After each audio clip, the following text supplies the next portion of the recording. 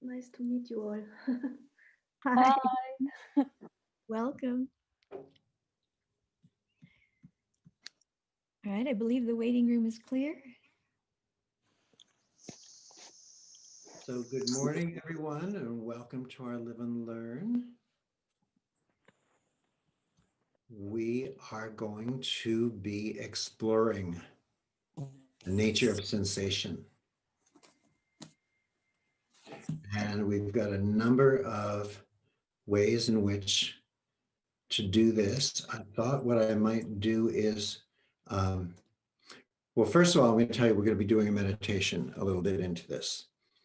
And the meditation is going to be a bit different. It's going to be slower paced and longer, with a lot of time to explore and discover on your own. It'll be led, we'll lead you through it, but we're going to give you a lot of space for exploration and discovery.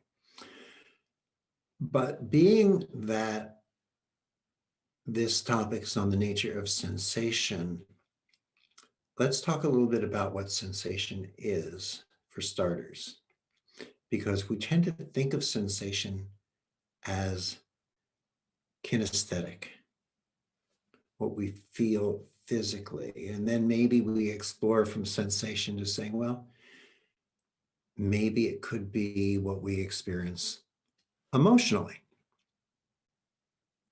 And those things are correct. But if we really look at it, then sensation is kinesthetic. I mean, not just kinesthetic, is auditory, what you hear. Sound is a sensation, sometimes a physical sensation translated, a physical sensation that resonates in the eardrum, that triggers the tiny little bones in your ear. Three of the tiniest bones in your body in your ear would be Inca, the stapes, Inca, the stapes, and can you believe it? I just drew a blank. Inca, the stapes, and there's a third one, malleolus. That's it, I think. No, I forgot.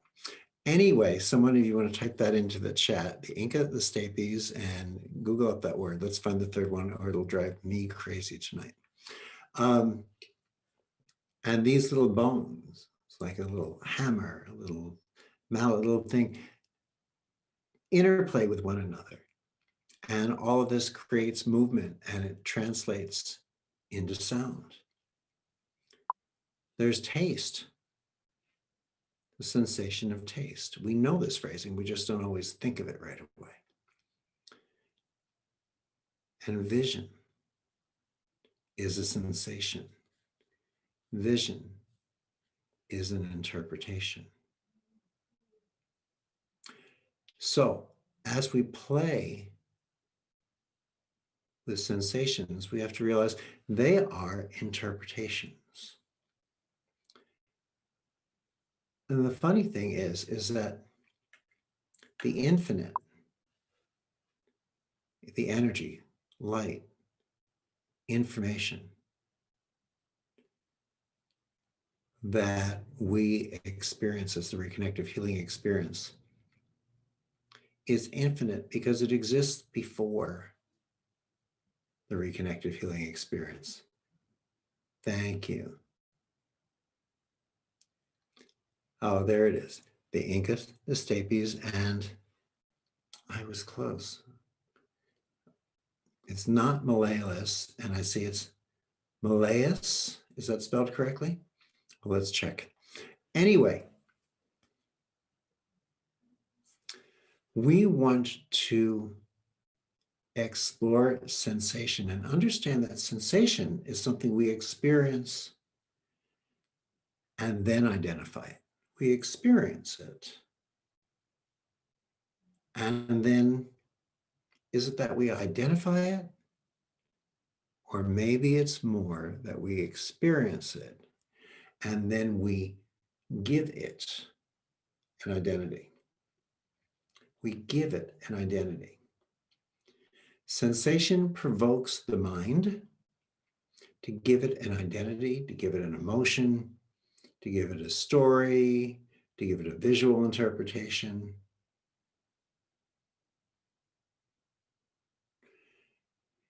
And we assign it meaning that it may not inherently have. Now, I shared this story the other day. When I was practicing as a chiropractic doctor, I had a particular machine, electromagnetic stimulation, electric muscle stimulator. And you would turn the dial and increase it, and it would cause the muscles to contract and let go. Contract for longer periods of times or shorter periods of times for how you set it. And you could increase the intensity from 0 to, I don't remember, I think it went from 0 to 6 or something, maybe it went to 10. Whatever the case was, because it was a very different experience than people had before, the brain registered it as something unfamiliar, and unfamiliar led most people to interpret it as pain. And they would stop at a certain point when they said they hit their pain threshold. Because I always told them, let me know when you want me to stop it. And I'd let them get used to it for a while. And I said, why don't we raise it up just a little? And we'd turn it up. And they let it go gradually.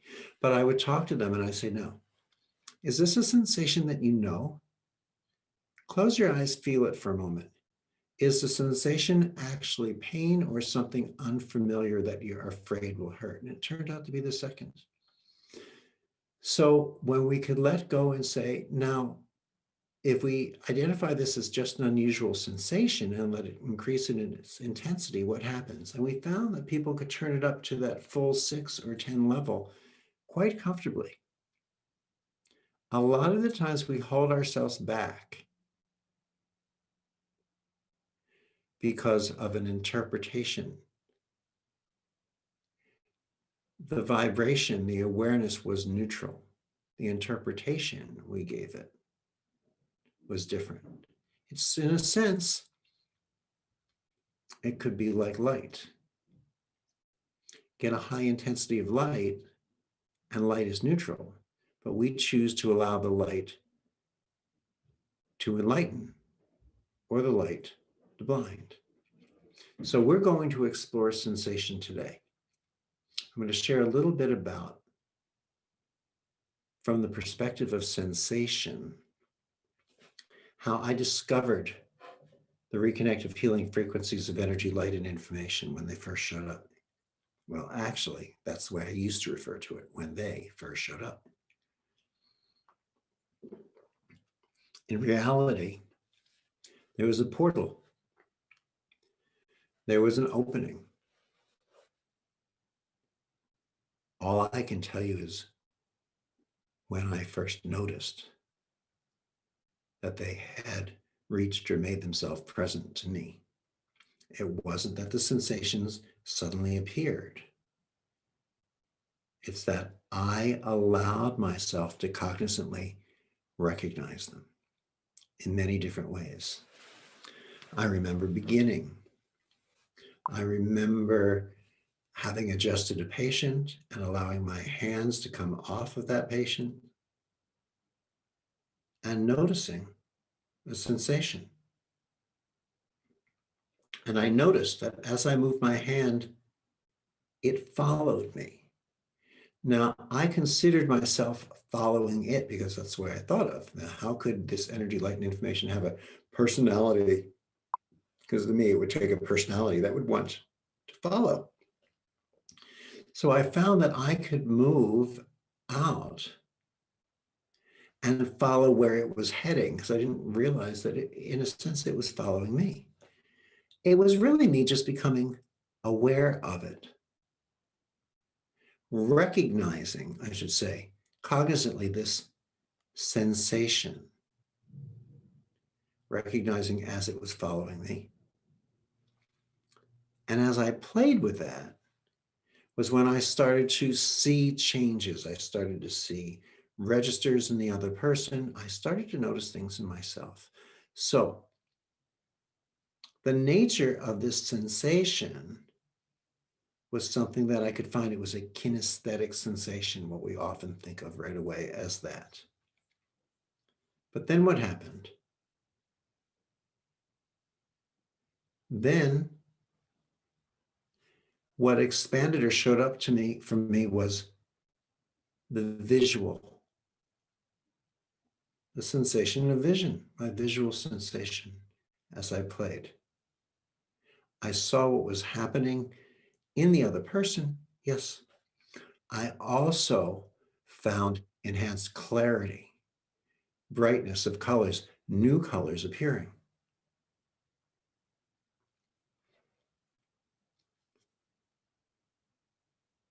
And yet the vibration was always there. It was my recognition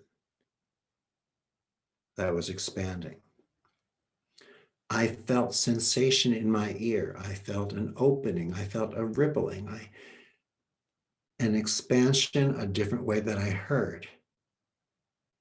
This is from allowing myself to observe. I was really simply allowing myself to be in observation.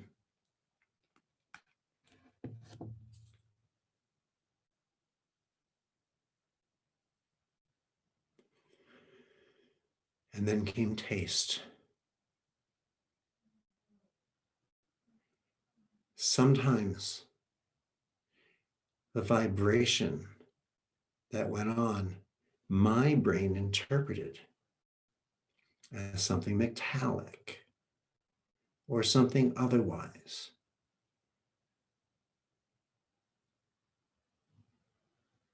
And sometimes there was a change in the air. Sometimes it was what I interpreted as a fragrance. All of this was interpretation.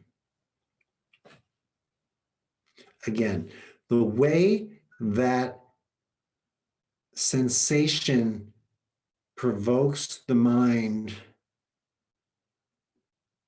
leads us to give an interpretation, an identity, an emotion, a visual, a story,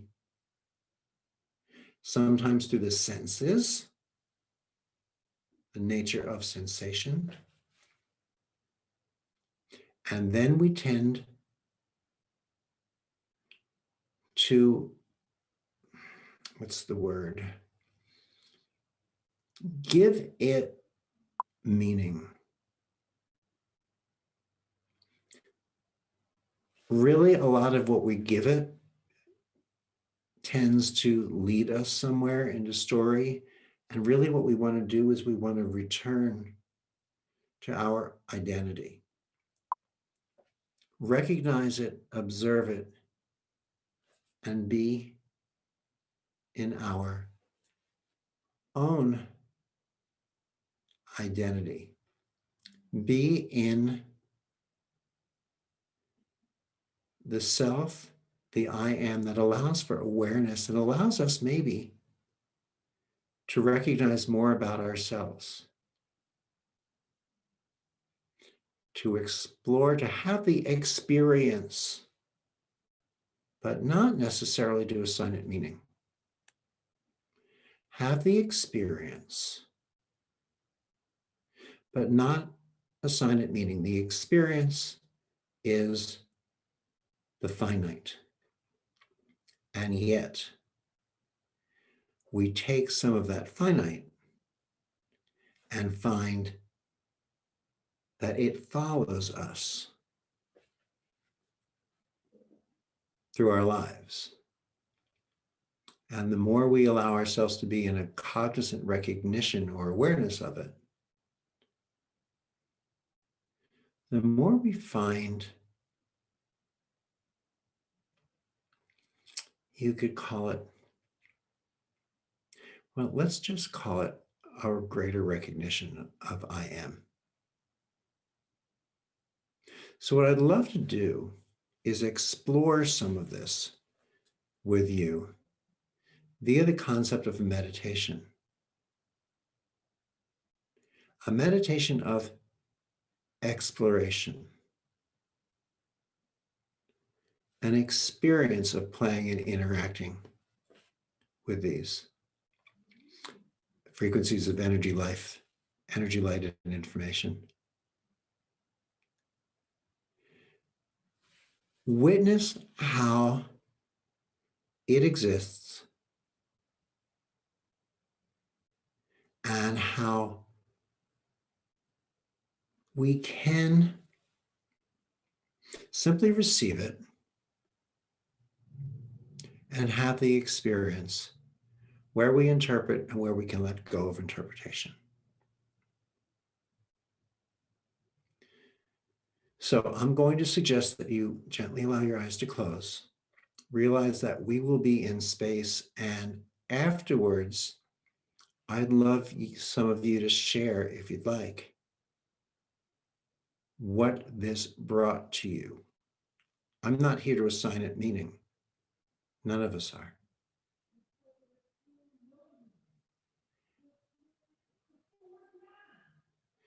Because there really is not meaning to it.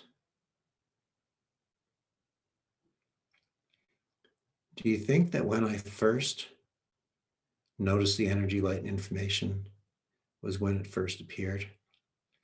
A lot of what we do is we touch on this, we have these experiences, and we look to bring it further. Where can I go next? Where can I go next? Where can I go next? We always want to take it further. We always want to take it beyond. Because we're looking for the beyond to come after. What if the beyond came first before we started to think of it as what's next, what's next? What if there was, as Jillian and I like to refer to it, the before beyond, kind of a hyphenated, the before beyond. That isness. What is that before beyond? Maybe we're looking to return to the before beyond, to be in that state of is. Maybe that's what we're really looking at. Maybe that's what we're really here to explore. The before beyond. Maybe what we interpret it as and turn it into is taking us away from where we think we want to go. It's allowing us ultimately to experience. It's allowing us to have the reconnective healing experience, which is a touch, an experience of the before beyond. But we exist as the is. It is the is. Energy, light, and information is God, is love, is the intelligence of the universe, and therefore, by whatever name we call it, is infinite. And we become so excited, as well we should, in touching that infinite, in experiencing that infinite, the experience of the infinite. So my suggestion is, allow your eyes to gently close.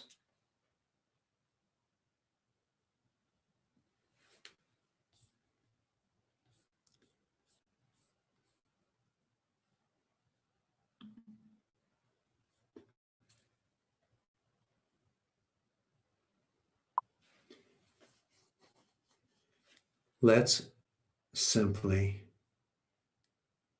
sit in this silence, in this stillness,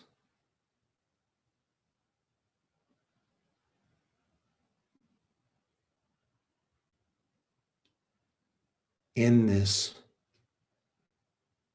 experience of is.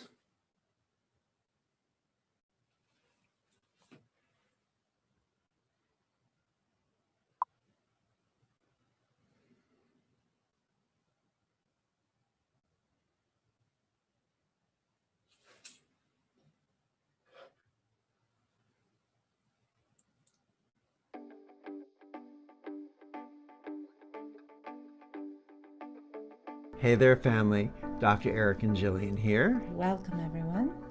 And we're very excited about Reconnective Life, our first online global community. This is the most exciting way we've been able to get together since I founded the Reconnection. It'll be a place where we can do things together. We'll move into breakout rooms at times when that's appropriate. We'll have energy interactions and meditations and exercises. In other words, expect things you haven't seen before. You are so charged. Thanks for He is so lit about every new way we get to be together every day. Just be together. Let us just speak a little bit about what is going to be the shape of this community. In this community, we can share and discover more. Here we can talk to each other, we can chat, we can learn from and about one another. Jillian, me, our life leaders, and you will be in daily conversation with you. Weekly, we will have Facebook Lives. We will be with you every Wednesday. Sometimes it'll be just Eric. On occasion, it might just be me. Sometimes it'll be the two of us. It's all about giving you a way to look at the week living in the frequencies. And in every fourth week, we will include a live Q&A so we can talk about the things that have been coming up for us, discuss back and forth, share, grow, expand together. And the ever-growing library of content that has been created over 20 years that will be on demand for you. It will be on-demand content for you to view, enjoy, share again with your inner circle. And monthly, we are going to have live Zoom retreats. We're going to bring in some exercises and experiences and things that previously we've reserved for our physical retreats, you know, when we were in the different location resorts and things. And we're modifying them so that we can work with these with you in your home, in your living room, in your den. Put into the chat line, what is facility? We're having these weekly Zoom in-depth Q&As. Finally, we have a place and space to just define what does that really mean living in the frequencies. This is something that is in all of us. Everyone can do this. It doesn't matter how many levels you've gone through or how well you know the programs. It's a community that allows us to recognize how interrelated we all are as receivers of energy, light, and information. See you there. Reconnective Life, living in the frequencies every day.